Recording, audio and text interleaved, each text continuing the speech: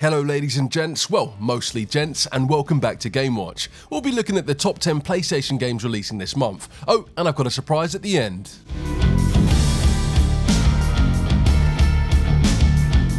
The first game we'll be looking at is Split Fiction, which was created by Hazelight Studios. If the name sounds familiar, that's because they also developed A Way Out and It Takes Two.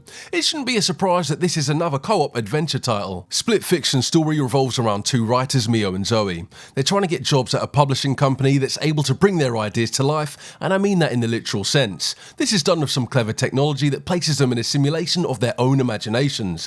Things go horribly wrong, they end up getting trapped, and they'll need to work together to escape. As they're both writers with that creative mindset, you'll find yourself in some unique situations, like riding on dragons, turning into a bull droid, and controlling a pig that can fly. You'll be able to give your friends a code that allows them to play the game with you for free. Now that is a great feature, and I'm surprised EA are letting this happen. Split Fiction releases on the 6th of March, and you can pick up a physical copy. Remasters are a great way of bringing classic games into modern times, and we've got a prime example as Suikoden 1 and 2 are getting a remaster. The first game released 30 years ago on the PS1. Some of you watching won't be old enough to remember what that is, but it was a grey box that us old timers used to game on. Suikoden won RPG Game of the Year back in 1996, pushing Super Mario RPG back to a runner-up. Oh, and that game has also been remastered. But what can you expect for your hard-earned pesos in return, I hear you say? Well, the background illustrations have been revamped, new effects have been added to make those pixel animations look even better, as well as improving the audio. There's also been some quality of life changes, including autosaves, fast-forwarding battles,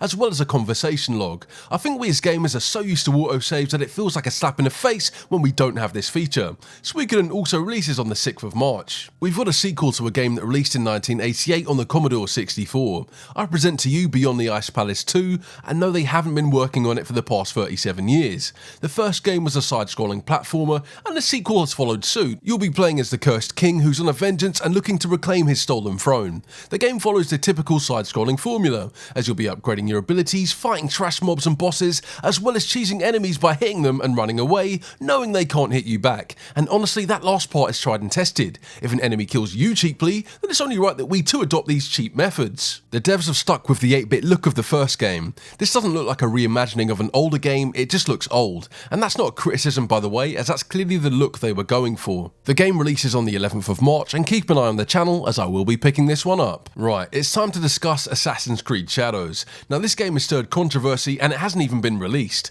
It was supposed to release in November 2024, but this was pushed back until February. They claimed they'd learned from the release of Star Wars Outlaws and wanted to polish the game to ensure it was complete. They also cancelled the season pass, refunded any players that purchased it, and claimed the first DLC would be free. The devs clearly needed more time, and the game was further delayed until the 20th of the 3rd. The complaint stems from the main protagonist being a black samurai as opposed to an indigenous Japanese male. Some of the internet say that Ubisoft has gone woke and chose to harass the developers online. All I want is a good Assassin's Creed game. I don't care about all the other politics. With all of the delays, I'm unsure what state the game will be in on release. Now this one releases on the 20th of March, and I do recommend holding off on buying it until review scores are out. Atelier Yumia, The Alchemist of Memories and The Envisioned Land. Is it me, or does every Atelier game have the longest titles? Now this game tells the story of Yumia and her companions on an adventure across the ruined continent. If you're new to the Atelier series, you won't need to go back and play the others, especially since this is a new entry in the series. The gameplay loop consists of gathering ingredients in order to synthesize them. You'll then use these items to progress the story, further explore, as well as combat. Now Yumia features real-time battles as opposed to the turn-based approach in some of the other games. The last entry I played was Atelier Riser 1, and they've definitely worked on the graphics in Yumia. There will also be plenty of combat and boss battles that you'd expect from a JRPG. This one releases on the 21st of March, and you can pre-order for some additional in-game items. BLEACH, an anime that I own the first 3 seasons of, but still haven't got past season 1. The first few episodes are great, and I have no excuses as to why I haven't continued watching. Anyways, that's not what you're here for, but you are here for BLEACH, Rebirth of Souls. There's a story mode that ranges from the Soul Reaper arc up until the Arankar arc. There will be DLC for the 1000-Year Blood arcs, as I know that's been a popular question. The game will feature 30 playable characters at launch, with 4 more coming as part of the DLC. Models from the manga are being used in some cases, as opposed to depictions from the anime.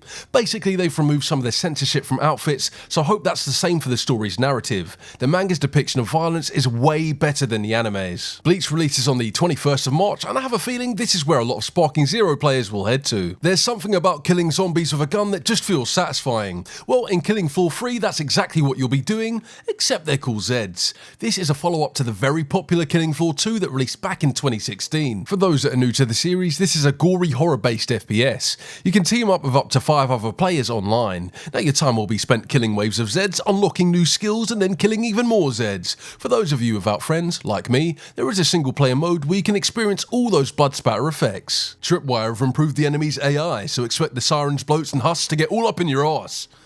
Figuratively. Not literally, of course, because, well, that would be... Well, let's move on. Killing Floor 3 releases on the 25th of March, and keep an eye out on the channel as I may pick this one up. If you're new to the channel, you may not know that Souls-likes are my favourite genre, and with AI Limit, we have another. AI Limit depicts civilization that is on the verge of extinction, set within a post-apocalyptic wasteland. You'll be playing as Arisa, an immortal that wants to save the civilization from the brink of destruction. So Arisa is a blader, and whilst they look human, she's an AI, hence the name. As with any Souls-like or action RPG, there's going to be tons of weapons and build variety, difficult bosses, as well as a smashed controller or two. From what I've seen, the gameplay and graphics look good, not that we play these types of games for the graphics anyways, baby. There is a demo that you can download at the store, so I highly recommend trying before you buy.